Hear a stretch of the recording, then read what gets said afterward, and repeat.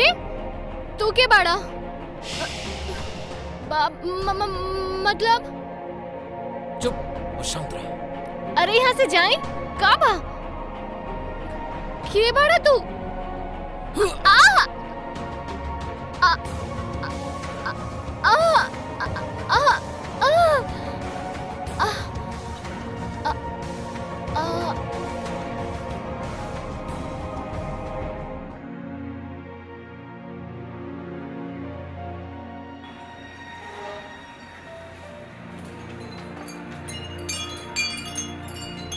रिया, हे भगवान क्या हो गया इसे?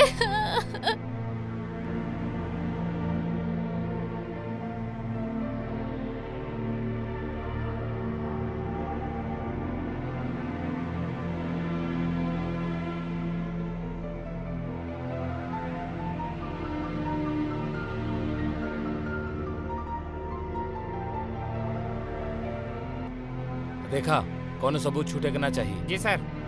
चारों तरफ अच्छे से।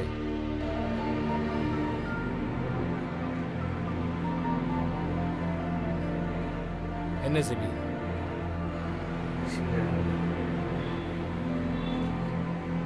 कोनो भी निशान छूटे ना चाहिए। जी बिल्कुल सर। आप आ जाइए, आपो के तहकीकात करत फोटो खींच लिए हम।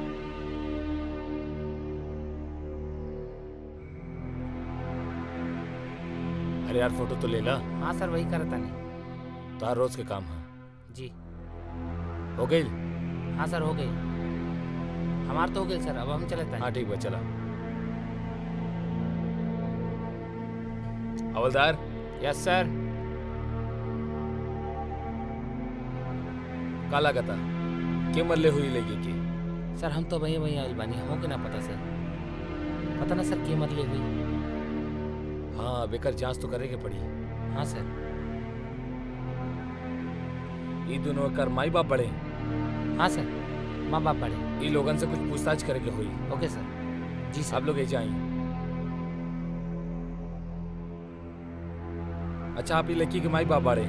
हाँ जब मर्डर भइल तो आप लोग कहाँ रहे? सर हमने जॉब पर रहनी। सर मार्केट में कर रहे। आपके क्यों पेशक? सर फिलहाल ऐसा कोनो दुश्मन तो ना बा जे भी मरले बा हम ओकरा के छोड़त ना।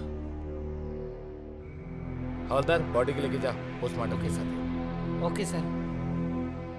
जल्दी करा। ऐसे पहले जोन बॉडी रहल मोटो के कितना भारी रहे।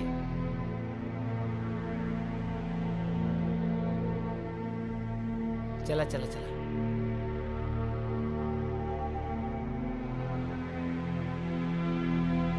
हवलदार। यस सर। प्रिया के मोबाइल जब्त कर ला और ओकर सारा कॉल डिटेल्स निकाल के हमके सामने पहुंचा दी। ओके सर। तब तक हम इनसे पूछताछ करता नहीं। अच्छा हाँ बताइए आपके क्यों पे शक? कौनो शक ना बा। क्यों ऐसा फ्रेंड जो आपके घर आवत हुई लेकिन आपके पता ना बा? प्रिया के फ्रेंड तो रहल। और प्लीज हमसे सब सच सच बताइए, कुछ छुपाई ना हमरा से।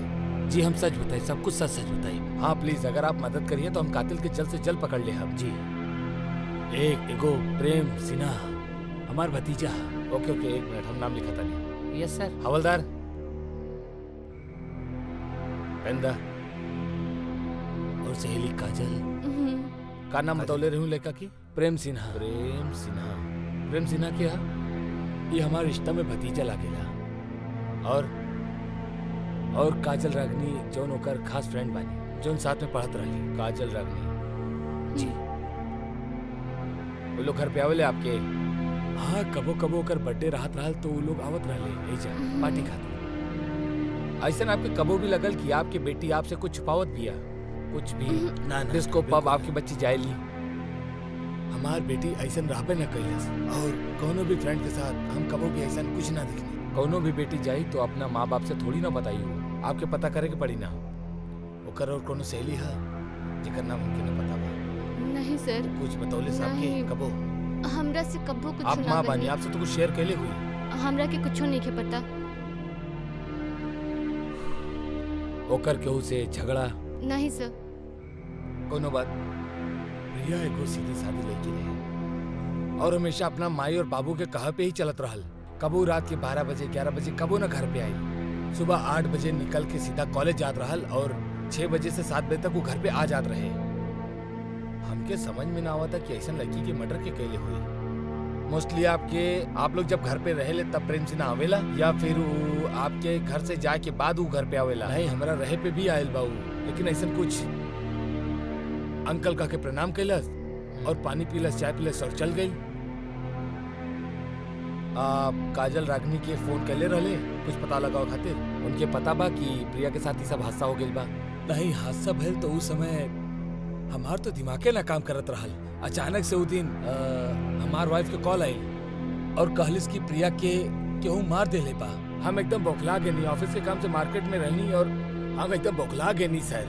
हमके कुछ ना समझ में आइलस। हम सोचनी कहाँ जाई का करी, और हम भागत भागत सीधा आई जाए। हम अच्छे से समझ सकता नहीं आपके दुख के। आप जब आईनी तो का दिखनी आप जा? घर के दरवाजा खुला रहल या बंद? हम जब आईनी तो घर के दरवाजा खुला रहे सर। हम प्रिया के कातिल की अब ढूंढ के निकाला। अरे वो लड़की प्रिया के कॉल डिटेल्स निकलोला कि ना? हाँ सर, कॉल डिटेल्स आ गई बा। जल्दी करा, कैसे भी ये बतावा कि पोस्टमार्टम रिपोर्ट आइलस? सर वो पोस्टमार्टम रिपोर्ट तो 2-3 दिन के बाद आई सर। यार जल्दी करा, कैसे भी करके वो पोस्टमार्टम रिपोर्ट और कॉल डिटेल्स कहाँ बा? आपके टेबल पे है सर। ओके, हम देख लेता नहीं। और पोस्टमार्टम रिपोर्ट जल्द से जल्द लेके आवा, और जल्दी थोड़ा सा फास्ट करा। ओके सर, ओके सर, ओके, थैंक यू।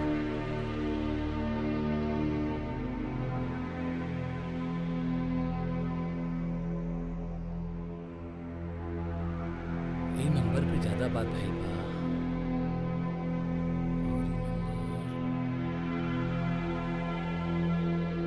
तो ये कांटेक्ट हमके मिल गया।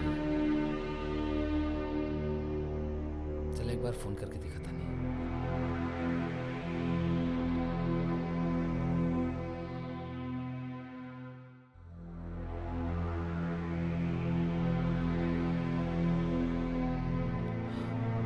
हेलो इंस्पेक्टर साहब। हाँ इंस्पेक्टर साहब, कातिल को कुछ पता चलल? आपके पता भाई नंबर के करबा? 982121। ये तो हमारे बच्चा के नंबर बा, प्रेम के से तो एजा काफी सारा बात भइल बा। हो सकेला इंस्पेक्टर साहब भाई बहन बाड़े, कॉल आ सकेला रात के 2 बजे, 3 बजे, 1 घंटे तक, 2 घंटे तक। हम तो आपकी यह राय देव इंस्पेक्टर साहब कि आप मुजरिम के पता लगाई। हम सामने देखा था नहीं। आपके कुछ गलत फहमी भइल बा। गलत फहमी हमके ना होत बा। ई कॉल डिटेल्स का झूठ बोली बताई। इंस्पेक्टर साहब आप होश में बानी ना? आप पूरा इल्जाम हमारा बेटवा पे लगाओ तारा। वो हमार भतीजा हमार घरे के हा, वो पे इल्जाम लगाओ तारा। सीना साहब हमके शक आपकी भतीजा पे भी बा और आप पे भी बा, तो हमके हर पहलू से जांच करे की पड़ी। तब आप कहल का चाहता है? आप हमारे काम में रुकावट ना दी।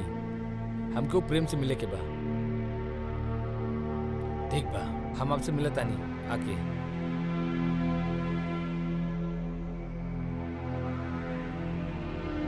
Hello hello.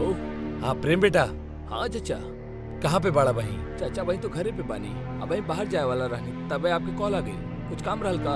हाँ घर पे कुछ काम रहे हो का है ना कि सोफा और बेड इधर उधर करे के रहल था। सोचने तोरा चाची से होकत नहीं के बा, और हम अकेला कर ना सकता नहीं, तो बेटा थोड़ी देर खातिर आजा, हेल्प करता।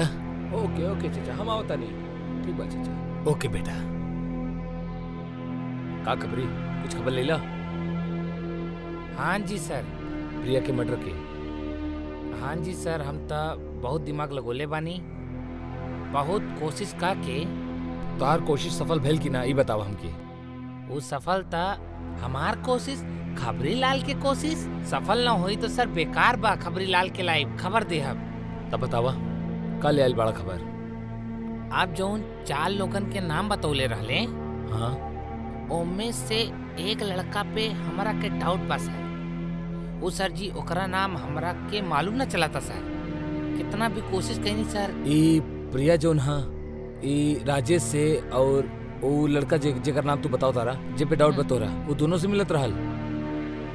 मिलत ना रहली सर, हमके राजेश बतौलस कि ऐसन ऐसन। हाँ यही खातिर हम कहनी ठीक बा, हम सर के बोला तानी।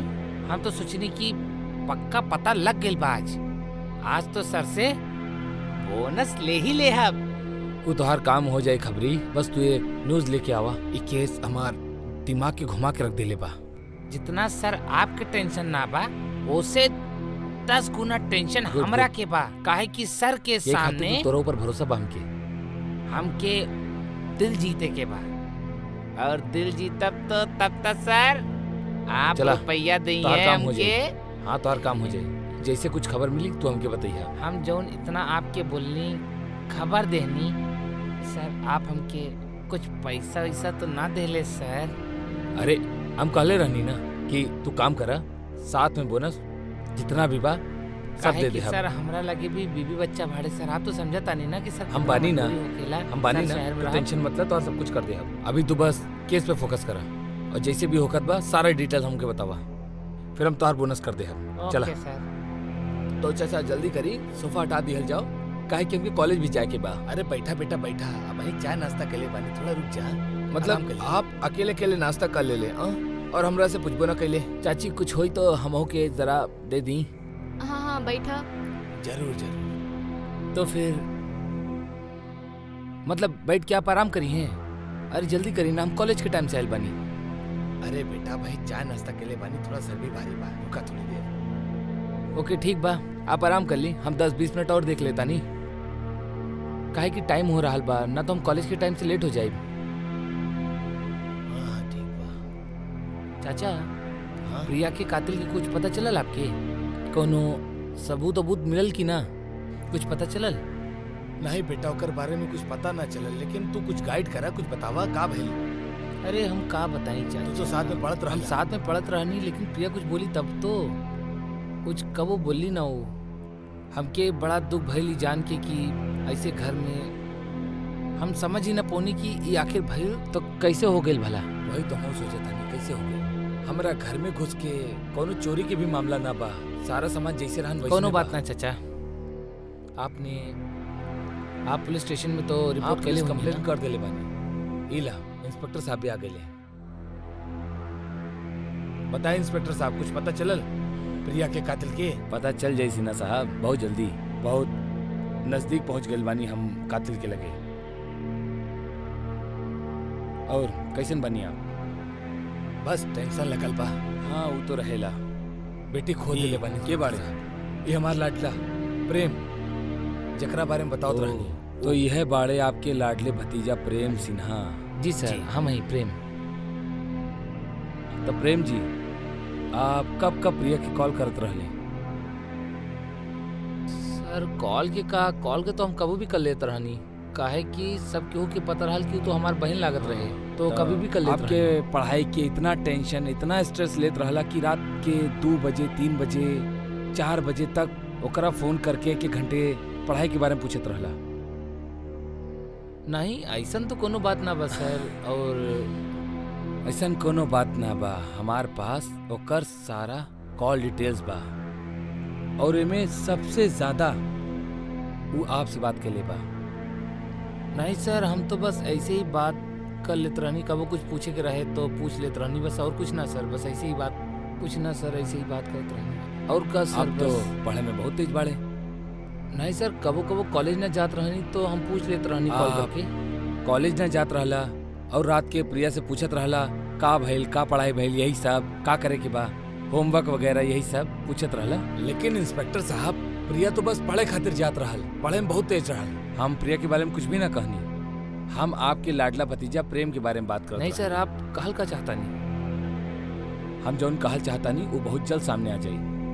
अच्छा मैडम, एगो बात बतावा, आपके कुछ प्रिया के सहेलियन से बात भइल? जी नहीं सर।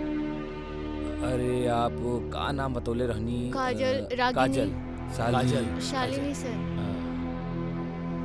वो कातिल हमके दिखाई देत बाब, तो सर आप कातिल के नाम पता चल जाइए। जी आप हम पे भरोसा रखिए। Thank you. आप ओकरा के जल्द से जल्द सामने लाए इंस्पेक्टर साहब। अरे जरूर प्रेम जी।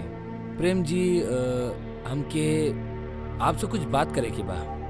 बताई का बात करे के बा आपके? इफ यू डोंट माइंड, तो हम ऐसे कुछ अकेले में पुलिस स्टेशन ले जाके कुछ पूछताछ कर सकता नहीं? इंस्पेक्टर साहब, आप हमारे परिवार पे काहे उंगली उठावता नहीं? एक तो हमार परिवार के बेटिया मर गई बा, और ऊपर से हमार भतीजा बहन पढ़ाई में मन लगावता, ध्यान लगावता, और आप वही पे खामखा शक करतानी।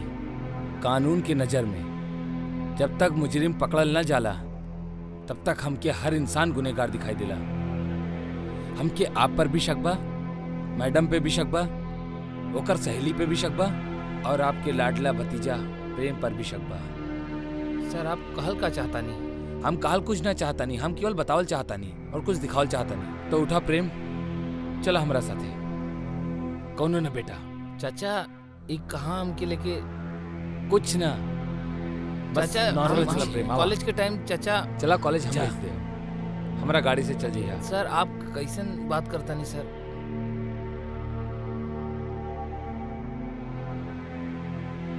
सर ई का तरीका हमके जलावे के तरीका हम तोरा के समझाओ तानी। सर ई का तरीका है?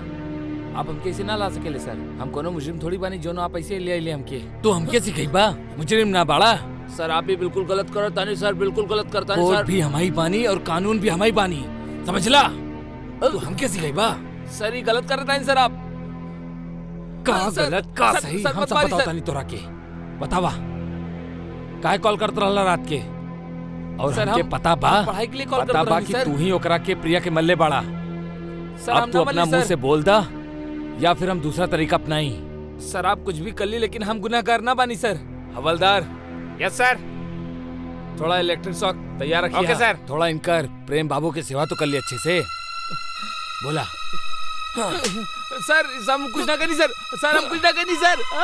सर बतावा तारा कि भाई हम जूता निकाला तानी। रुका, सर सर सर क्या करता नहीं सर, हम कुछ ना बताओ करी। जल्दी। पड़ी पड़ी उसकी उंगली पे पड़ी। सर चला बतावा बतावा बतावा बतावा बतावा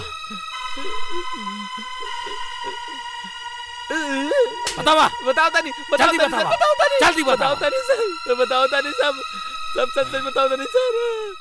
बताओ नहीं सर, बताओ नहीं। अब लाइन पे आ गई ला, तो चल अब सारा किस्सा सुनावा। सर सुनावा सब कुछ। सर दरअसल सर बात यह है कि सर सर बताओ नहीं सर, बताओ नहीं सर। बतावा सर सर बताओ नहीं। बतावा। सर सर दरअसल बात यह है कि हम प्रिया को बहुत चाहत रहनी। प्रिया तो तोहार बहन है ना? सर हम कब ओकरा के बहन के नजर से ना देखनी। तू काहे मरला ओकरा? बतावा। सर ना ना सर, ना सर। सर हम ओकरा से बहुत प्यार करत रहनी सर, बचपन से बहुत प्यार करत रहनी सर। पूरी स्टोरी तू हमरा के शुरू सुना। सर सर हम ओकरा के घर गनी और कहनी कि हम ओकरा से बहुत प्यार करेनी सर। तो सर वो हमरा के मना कर देलस सर। सर हम डर गए तो ओकरा मरबा, मरबा ओकरा के। सर मरबा। सर सर हम डर गए रहनी सर। हम बहुत ज्यादा डर गए रहनी सर। कहीं केहू को बता देलस तो सर, और वो अपना माँ बाप और पुलिस के धमकी देने लगली सर। यही खातिर हम ओकरा के मार देनी सर। और तो ओकरा के मार डाला, मार डाला तो ओकरा के। सर हम बता तो देनी सर। सर माफ कर दी सर। अब तू शुरू से हमके सारा स्टोरी सुनावा। का भइल रहे का ना भइल रहे सब कुछ तू सुनावा हमरा के। कैसे मारला तू ओकरा के? बोला सब कुछ तू हमके डिटेल में बतावा। सर बात यह है कि सर हम ओकरा के बचपन से प्यार करत रहनी, और जब वो सर घर पे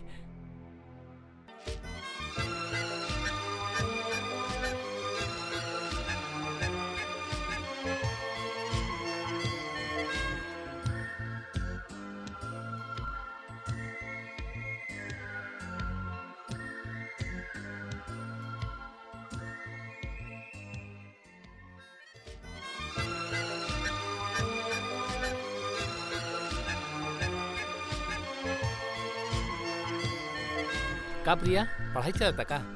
जी पढ़ाई करत तनी। अच्छा। कल एग्जाम बा, का पढ़ता रू? English literature. ओ, अरे जब से ऑनर्स ले ले बानी ना, तब से कुछ ज्यादा ही सिलेबस बढ़ गिल बा। अरे वाह, घड़ी नहीं ले ले बाड़ू? हाँ नया बा, मम्मी देले बानी। अच्छा अच्छी बात है। सो और? इन दिस स्टोरी और का बहुत सर दर्द करत बा सर, बहुत अच्छा। भारी भारी लगत बा। अच्छा लाओ लाओ हम दबा दी। थैंक यू भैया। का मतलब है यार? का नहीं नहीं का भैया। मतलब है यार? भैया मत बुला यार। इसमें चिढ़त का है बाड़ा? अब भैया यार। बाड़ा, चचेरे बाड़ा तो भैया ही बाड़ा ना। यार ओल्ड फैशन है, मतलब हम लोग तो एक ही साथ कॉलेज में पढ़े नहीं ना यार। दोस्त बुला करा, हमारा नाम प्रेम बा, प्रेम से बुलाओ। प्रेम प्रेम से बुलावत बानी, प्रेम भैया। अरे यार देखा तू फिर से हमारे इंसल्ट करता रू, ठीक नहीं की अच्छा, करता अच्छा, रू please, कॉलेज please, में नहीं सबके की सामने कहा। यही बोले लू कि हमार सर बहुत भारी लगत बा, बहुत दुखद बा। आप भैया ना बोले के प्रेम अच्छा बोले ठीक बा, दबा देना। अरे सर पर, के। हाँ हाँ करता नहीं ना करता नहीं। अरे सर दबा द, यहाँ बहुत दर्द होखत बा, हाँ करता नहीं। यहाँ पर भी दबा हाँ द। हाँ हाँ दबाता। हाँ। So in this story, Lily was a little girl who was बहुत ज्यादा afraid दर्द करता है from ना। the world, and in that night the world was looking so horrible, and the small girl Lily was, क्या कर रहे हो आप? कुछ ना देखत रानी ड्रेस बहुत अच्छी बा। ड्रेस अच्छा, हाँ आपके हम बहुत सर अच्छी के सलावे के कहनी ये सब करे के नहीं। अरे वो जाई यहाँ से, जाई हमरा के पढ़े दी। अरे का नहीं नहीं भेल जाई सुना यहाँ तो? से, अरे का हम भेल? ठीक ये बानी। नहीं आवा, का भेल? क्या का का कर, अरे कुछ नहीं के का भाई, भेल? जाई, हम मना करत बानी ना, जाई जाई यहाँ से, अरे थोड़ी कुछ ना, हाथ अरे मत सुना लगाई। तो, अरे जाई। अरे सुना तो रुका रुका सर दबाता। जाई जाई प्लीज प्लीज यहाँ से जाई, जाई यहाँ से।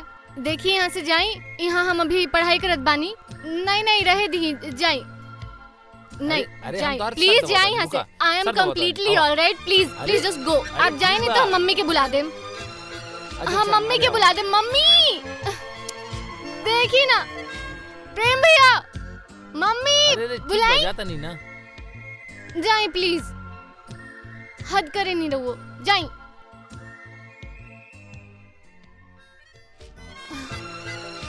पता नहीं काहे प्रेम भैया इसे काहे करत रहन, इ का हरकत बा इनकर। कहीं कभी यहाँ कहीं वहाँ, कैसन कैसन छुअत हो। नहीं, नियत ठीक नहीं है उनकर। कितना मना कैली हम, फिर भी वो हमरा के छुअत रहन। अच्छा का चाहलन उ? भाड़ में जा, हमरा के भी पढ़े के बा, एग्जाम बा। So the story is the based on the dark night. We can see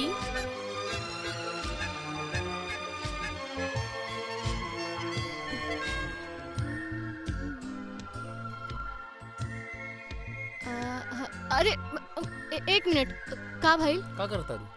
हम केहू के फोन लगावा केकरा फोन तनी। लगावता रू? अच्छा, तोहरा हम से ना पूछा मतलब? तो के पूछी? काहे? के वाला दिखावा? नहीं कैसे बात करता रहलू? क्यों, लाओ दिखाओ के बात। तू हर चीज पे काहे से रिएक्ट करेला? मतलब नहीं हम हर कितना चीज को बड़ी लेके, नहीं हर चीज के लेके हमरा के पसंद नहीं खे। तू जे बारा देखा प्रेम भैया, हम तोहरा के अरे, बार बार कहत बानी कि हम तोहरा वो नजर से ना ही देखेली, ठीक बा? और हमार अरे लाइफ भैया बा तो कहा? हमके जिए दा। नहीं नहीं भैया कहा, हम अब- कहले रहली ना कि हमके दोस्त बोला, प्रेम बोला। ठीक अब बा, कैसे बात दोस्त- करो? के बा के अच्छा, बा ठीक ना बा, फोन हम- पे के बा बतावा के बा? नहीं ना, ना, नहीं हमके दिखावा, रहे दिखावा। दी, नहीं लाओ, लाओ, नहीं, दिखाओ हम क्या? बिल्कुल नहीं दिखाई। काहे दिखाई रहुआ के? ना ना ना तोके दिखाओ के पड़ी। नहीं लाओ, हमके दिखाई। फोन दिखाओ। लाओ छोड़ी, दिखावा हाँ, दिखावा। हमरा के छुई मत, नहीं, देखी नहीं, डोंट तुम टच मी। हमरा के पसंद नहीं खे, हमरा के बिल्कुल पसंद नहीं खे। जाए यहाँ से। दिखावा दिखाओ के पड़ी तोके। दिखाओ। कैसे बात करता रू? सुनील से बात करत रही, काहे बात करता रू? काहे नहीं बात करी? का जरूरत है उससे बात करे के? मतलब तू हर चीज पे बात करबा? बिल्कुल। हर चीज पूछबा? बिल्कुल पूछब। हमार मम्मी पापा भी नहीं पूछेलन। वो ठीक पूछे है? चाहे ना पूछे, हम तो पूछबे करब। बताओ ठीक काहे है। बात करत रहलू सुमित से? के लागेला तोहार? बतावा का लागेला सुनील तोहार? दोस्त बा, अच्छा वो दोस्त बा, हम कुछ ना बानी। तू हमार फोन दब बस। हमके तो कबो ना फोन कैलू तू आज तक। तुम भैया हो यार, का मतलब है तोहार? वो दिन कहले रही ना कि दोस्त बनी तोहार, प्रेम बोला कर हमरा के, हमार नाम बा। तू पागल हो गई बड़ा, मेंटली सिक, टोटली। का पागल पागल? जा यहाँ से। अरे अरे सुना तो, छोड़ो बोला ना भैया ना कहा करा। मम्मी, छोड़ो, छोड़, मार दे तो के। बास्टर्ड।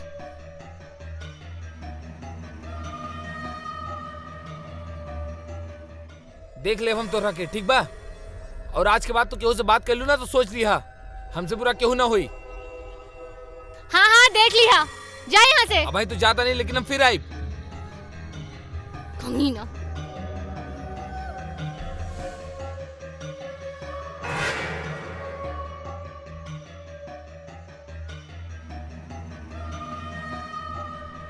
इस सब के बारे में मम्मी के बताई का? हाँ?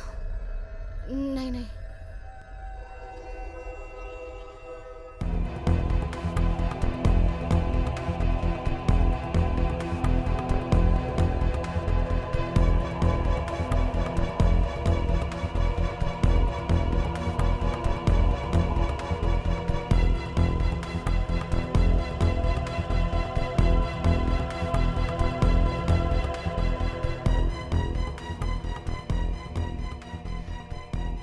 अरे तू क्या बाड़ा?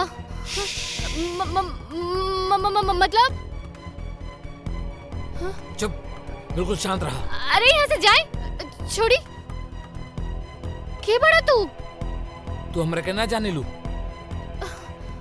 नहीं। हम तोरा से कितना प्यार करेनी। अरे क्या बाड़ा? It's paining. देखल चाहे लू तू।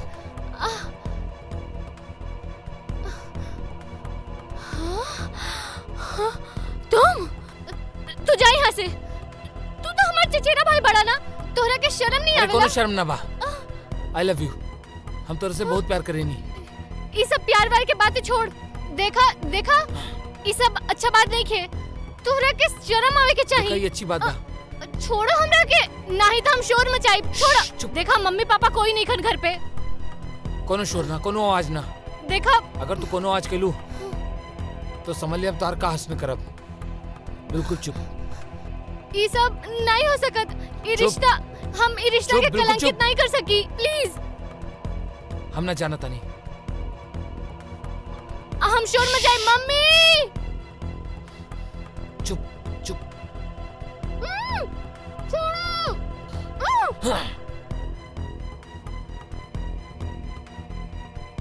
चुप। तू आज मर कैलू। तू अगर आज हमारे साथ दे तू तो आज हमारा सपना साकार हो जाए।